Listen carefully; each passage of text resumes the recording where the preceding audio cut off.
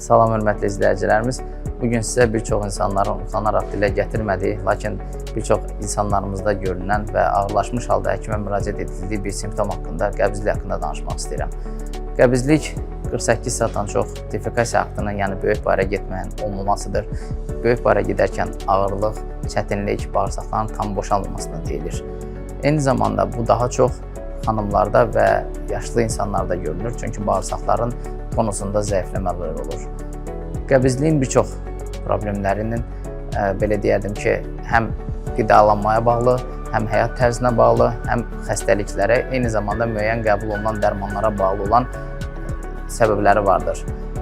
Həyat tərzinə bağlı olan səbəblər birinci növbədə az su içmək, az hərəkət etmək, qidalanmada lifli qidalardan az istifadə etmək kimi bəzi problemlərin uzun müddətli davam etdiyi dövrdə mütləq şəkildə qəbizliyə gətirib çıxaran xəstəliklər olur.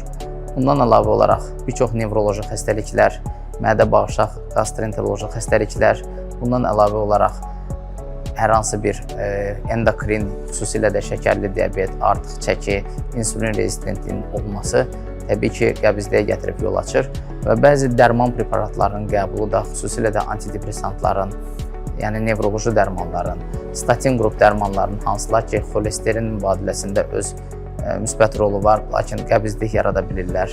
Dəmir preparatlarının, xüsusilə də qan azlığında istifadə olunan dəmir preparatlarının qəbizlik yaratma kimi ehtimalları vardır. Bu yüzden bu simptomlar varkən mütləq şəkildə aradan qaldırılmalıdır ki, bağırsaq problemləri uzun sürüb daha ağır və fəsadlaşmış problemlərə gətirib çıxarmasın. Qəbizliyin gətirib çıxara biləcəyi problemlər hətta ən sadə problemlərdən yanaşı ağır bağırsaq xəstəliyi olan bağırsaq xərçəngi, xüsusilə də yoğun bağırsağın xərçəngi kimi tanınmış bir xəstəliklərlə əziyyət çəkə bilir insanlar və bu gecikmiş hallarda əfsuslar olsun ki, kolonoskopiya müayinəsi nəticəsində bu cür şişlər görülür. Bəzən də xoşxassəli şişlər dediyimiz poliplərin də qəbizliyin səbəbkarı ola bilir. Kolonoskopiya müayinəsi zamanı həmin poliplər endoskopistlər tərəfindən çox rahatlıqla götürülür və bundan da qorxub çəkinməyə ehtiyac qalmır. Profilaktik olaraq bu cür durumlar zamanı insanlarımız 1 litr yarımdan 2 litrə qədər su içməlidirlər. Gün ərzində 30 dəqiqədən çox yerimələrə, yürüyüşlərə diqqət etməlidirlər. Oturaq həyat tərzi varsa bunu mütləq şəkildə aktiv idmanla əvəzləməlidirlər. Bundan əlavə olaraq, sudan əlavə olaraq belə deyərdim ki, bitki mənşəli qidalardan, lifli qidalardan, meyvə, tərəvəz, göyərtələr, bundan əlavə paxlalılardan, kefir, süd məhsulları, qatıq məhsullarından istifadə edərək bağırsağın mikroflorasını düzəltmək mütləq şəkildə şərtdir ki, bu qəbizlikdən insanlarımız əziyyət çəkməsinlər.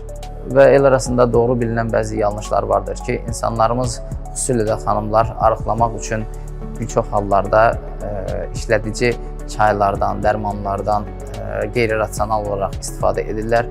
Bu da nəticədə bağırsaqlarda sürüşkənlik yaradır, tənbəl bağırsaq sindromuna gətirib çıxarır. Hətta uzun müddətli istifadədə malabsorpsiya sindromundan sonra bağırsaq xərçənginə qədər gətirib çıxara bilir. Bu yüzden əgər qəbizliyin və yaxud da ki, artıq çəkinin səbəbi bilinmirsə, bunun öz başına müalicəsi, xüsusilə də ciddi medikamentoz işlədici dərmanlarla olunması tövsiyə olunmur.